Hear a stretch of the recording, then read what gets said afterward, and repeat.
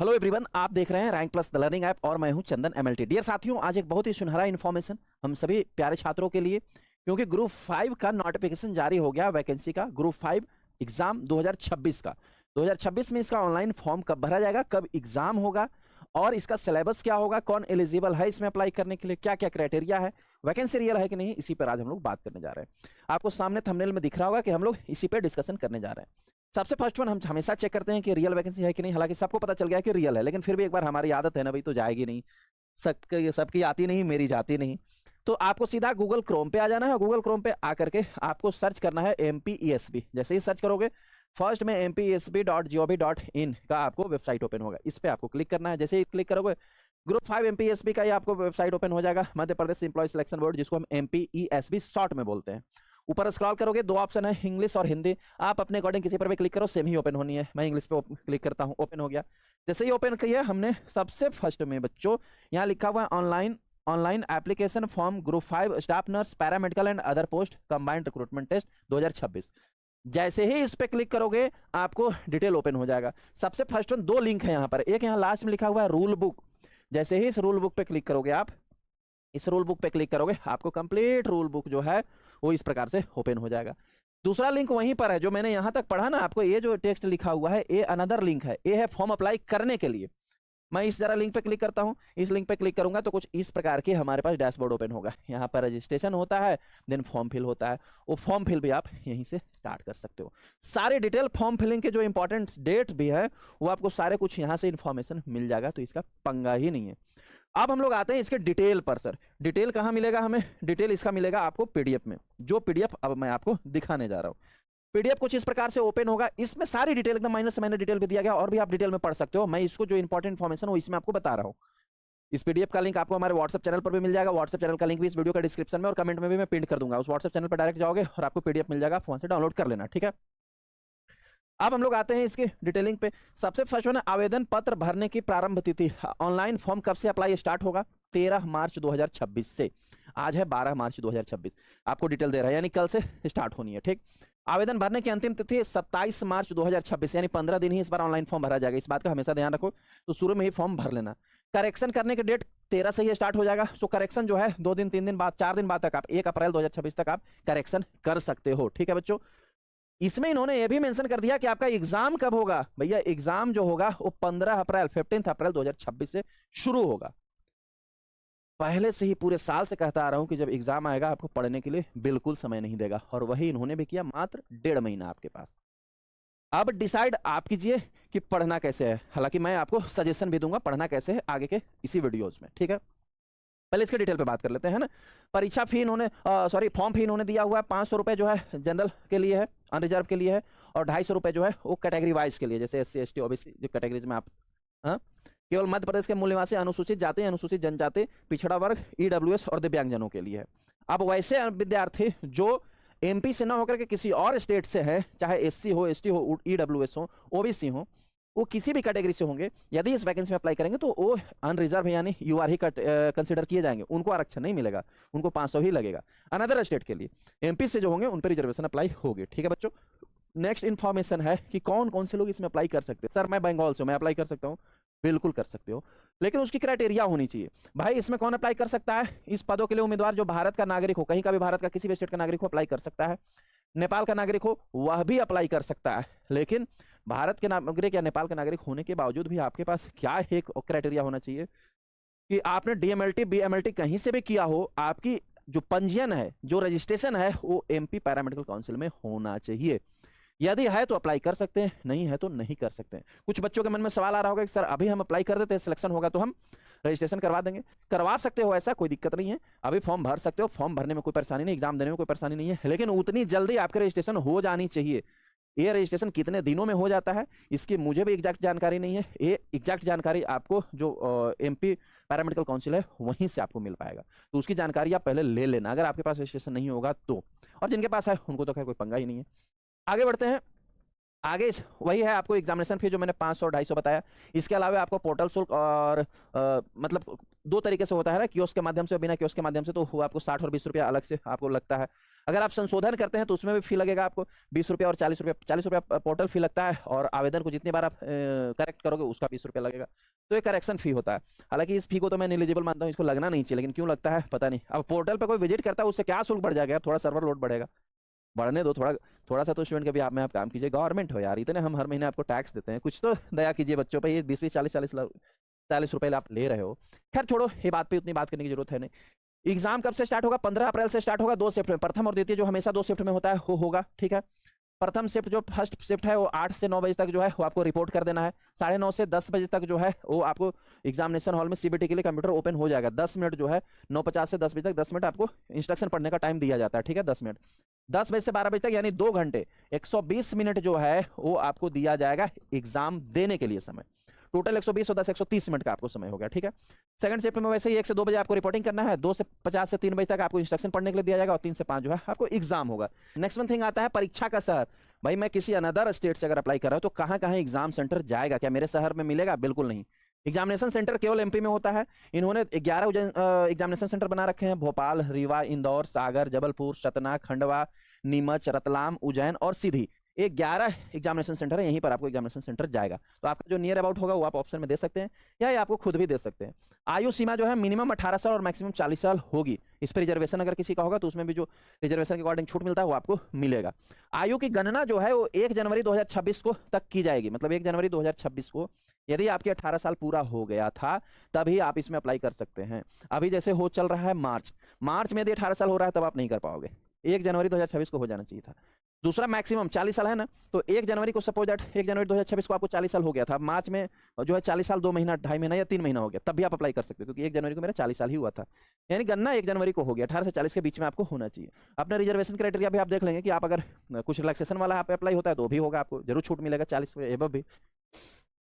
कई सारे post code पे वैकेंसी है। पोस्ट कोड ना कुछ इस प्रकार से दिया हुआ, जो मैं बात कर रहा हूँ लैब के लिए, हालांकि सबके लिए दिया हुआ है। जो लैब के लिए मैं बात कर रहा हूं, technician assistant, technical assistant, technician, lab technician और लैब असिस्टेंट, इसमें पोस्ट कोड आते हैं जो पीडीएफ में दिया गया है 5, 6, 7, 8, 9, 24, 25, 26 और 33। इन सबके एक जैसे पेपर आएंगे। इतने पोस्ट कोड पर वाले जो बच्चे हैं वो हमारे पास पढ़ते हैं और हम उनको पढ़ाते भी हैं, ठीक है। तो ये पोस्ट कोड वाले बच्चे जो अप्लाई करेंगे उसमें कई सारे वैकेंसी के जो पोस्ट के मैंने नाम बताया, टेक्नीशियन असिस्टेंट, टेक्निकल असिस्टेंट, ये सारे जो है इन सब के एजुकेशनल क्राइटेरिया लगभग और सिलेबस लगभग सेम है, क्वेश्चन सेम आएगा, एक पेपर आएगा। मैं एक का आपको एजुकेशन क्वालिफिकेशन समझा देता हूँ, सबका सिमिलर है तो आप उसे पढ़े अप्लाई कर सकते हो, ठीक है। वेतनमान हालांकि सब में थोड़ा थोड़ा आपको स्लाइटली अलग दिखेगा। ये जो है पोस्ट कोड 5 के लिए मैं बता रहा हूँ, टेक्नीशियन असिस्टेंट के लिए 5200 से 20,200 प्लस 1900 आपको और भत्ता जो होता है। Education qualification biochemistry, chemistry, biology, chemistry, physics, यानी कि फिजिक्स, केमिस्ट्री, बायोलॉजी से आपका 10+2 होना चाहिए, पहला क्राइटेरिया ये है। जिनका पीसीएम से है नहीं हो सकता, जिन्होंने पहले पीसीएम से किया था, डीएमएलटी किया, फिर बाद में एक सब्जेक्ट से बायोलॉजी किया, उनका भी नहीं हो सकता, मैं पहले बता देता हूं, क्योंकि जो क्राइटेरिया होता है उसी के अंतर्गत लेते हैं, ठीक। तो पीसीबी है 10+2 से पहला।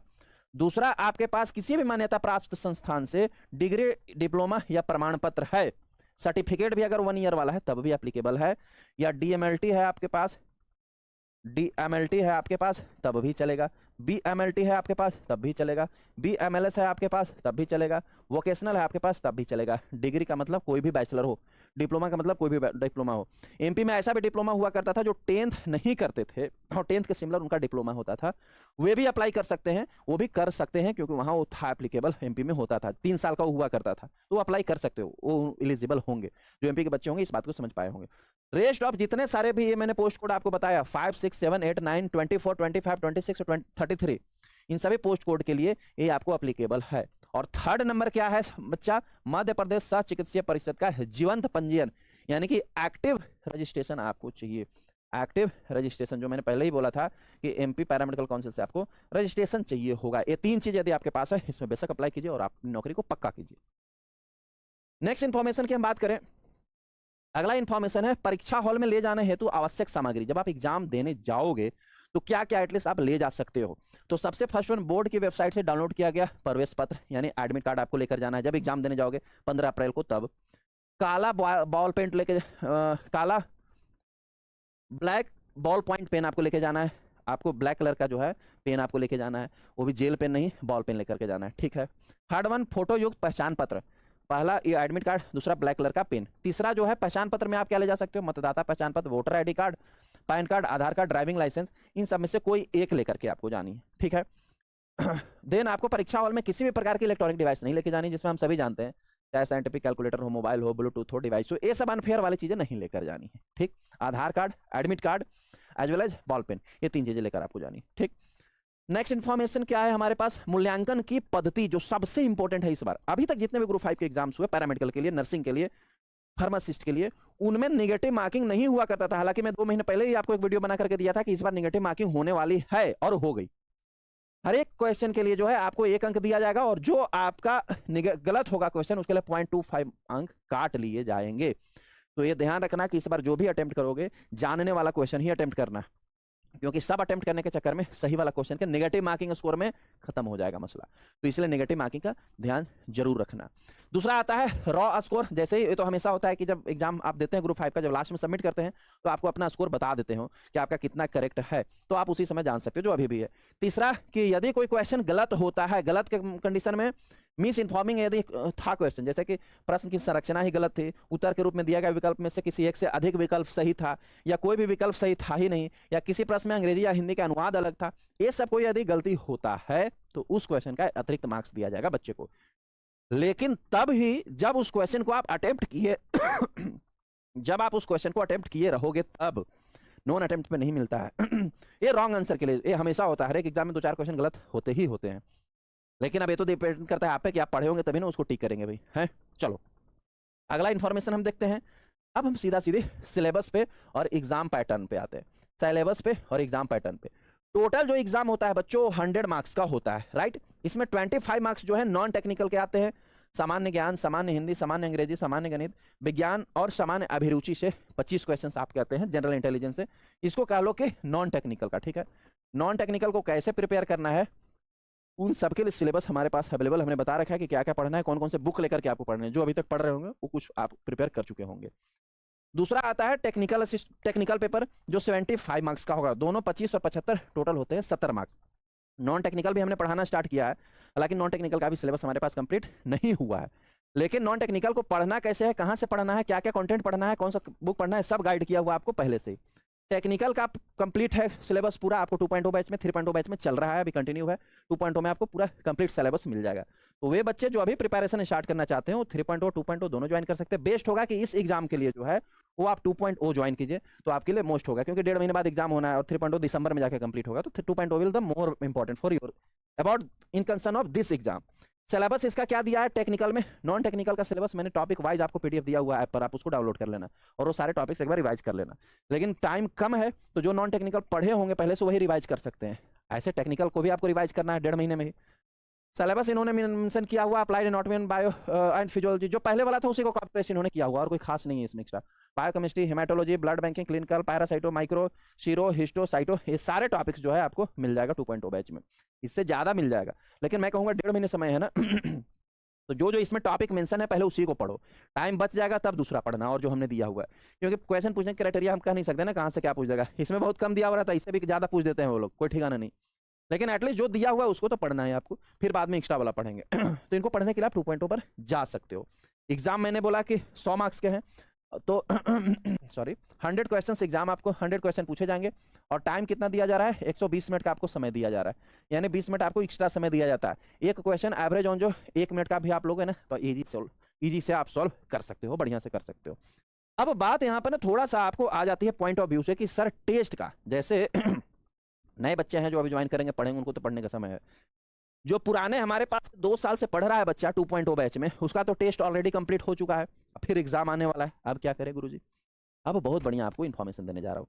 जो भी हमारे प्यारे बच्चे 2.0 में है उनको टेस्ट के लिए कहीं नहीं फिर से भटकना। अब एग्जाम आया ग्रुप 5 का, तो फिर से मैं टेस्ट आपको इसमें फिर से आगे नया टेस्ट स्टार्ट करवाने वाला हूँ। 20 मार्च से आपके टेस्ट स्टार्ट हो जाएंगे। वीक में 2 टेस्ट हुआ करेगा, जो 10 अप्रैल तक चलेगा, 15 से एग्जाम है ना, और 10 से 15 अप्रैल के बीच में फिर पर डे टेस्ट चला करेगा। यानी लगभग जो है अभी 20 मार्च से आपको 10 से भी एबर टेस्ट सीरीज यहाँ हम लोग अभी लगाने वाले हैं। वीक में 2 टेस्ट देंगे, आप रिवीजन कीजिए टॉपिक को, पर डे टेस्ट दीजिए।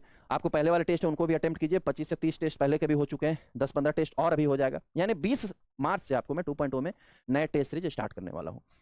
अब बताओ नए टेस्ट सीरीज में हमको मिलेगा क्या? सेम फॉर्मेट पर जो आपको 75:2 जो 25 का एग्जाम है, जो आपको एग्जाम देने जाना है उसी पर भाई हम अपना प्रिपरेशन भी करेंगे ना, बस उसी फॉर्मेट में आपको टेस्ट भी लेने वाला हूँ। इसमें 75 क्वेश्चन आपको रहेंगे हमारे सब्जेक्ट से, 25 क्वेश्चन आपको रहेंगे Hindi, English, reasoning, non tech के।